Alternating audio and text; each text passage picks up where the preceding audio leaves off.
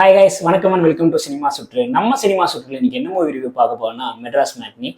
கார்த்திகேயன் மணி அவரோட டைரக்ஷன்ல காளி வெங்கட், சத்யராஜ், ரோஷினி ஹரிப்பிரியன், அர்ச்சனா, மதுமிதா, கேபிஒய் ராமர், சுனில் சுகாடா, இந்த மாதிரி பலர் நடிச்சிருக்காங்க இந்த படத்துல. அண்ட் இந்த படத்தோட கதை சுருக்கம் என்னன்னு கேட்டிங்கன்னா, ஒரு மிடில் கிளாஸ் மேன், ஒரு காமன் மேன், அவன் டே டு டே லைஃப்லையும் அவன் லைஃப்லையும் என்னெல்லாம் கோ த்ரூ பண்ணி வரான், அவன் ஃபேமிலி என்னெல்லாம் என்ன மாதிரி சுச்சுவேஷன்ல ஃபேஸ் பண்ணுது, இதை பத்தி கம்ப்ளீட்டா ஒரு படமா நம்மளுக்கு டெலிவர் பண்ணியிருக்காரு நம்ம டைரக்டர் கார்த்திகேயன் மணி.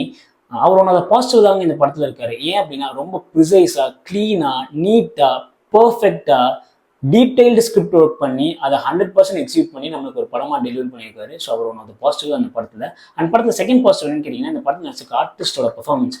இந்த படம் பார்த்தீங்கன்னா பெரிய ஸ்டார் கேஸ்ட்லாம் இல்லைங்க. ஸோ ஒரு நீட்டான ஒரு 7-8 ஸ்டார் கேஸ்டில் இருக்காங்க படத்தில். அவங்கள சுற்றியே தான் இந்த மூவி ட்ராவல் ஆகுது. ஸோ எல்லாருக்குமே போதுமான அளவு ஸ்க்ரீன் ஸ்பேஸ் கிடைச்சிருக்கு. அந்த கிடைச்ச ஸ்க்ரீன் ஸ்பேஸில் எல்லாருமே ஸ்கோர் பண்ணிட்டு போயிருக்காங்க. ஸோ அதுவும் இந்த படத்தில் ஒன் ஆஃப் த பாசிட்டிவாக தான் இருக்குது. அண்ட் தேர்ட் பாசிட்டிவ் என்னன்னு கேட்டிங்கன்னா, படத்தோட மியூசிக் டைரக்டர் பாலசரங்கன் அவர் தான் போட்டிருக்காரு. இந்த படத்துக்கு என்ன மீட்டரில் என்ன கிராஃபில் இருந்தால் கரெக்டாக இருக்கும்ட்டு தெளிவாக தெரிஞ்சுக்கிட்டு அந்த டீசெண்டான ஒர்க்கு இந்த படத்துக்கு பண்ணி கொடுத்துருக்காரு. என்னை பொறுத்த வரைக்கும் அவரும் இந்த படத்தில் ஒன்று ஒரு பாசிட்டிவாக தான் இருக்காரு. அண்டு கடைசி பாசிட்டிவ் என்னன்னு கேட்டிங்கன்னா, இந்த ஸ்டோரி டெல்லிங்.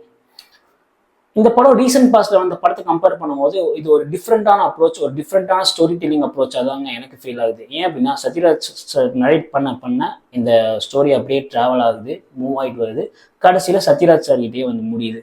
ஸோ எனக்கு ரீசெண்ட் பாஸ்டில் பார்த்த மூவியோட கம்பேர் பண்ணும்போது இது ஒரு டிஃப்ரெண்ட்டான ஸ்டோரி டெல்லிங் அப்ரோச்சாக தான் எனக்கு ஃபீல் ஆகுது.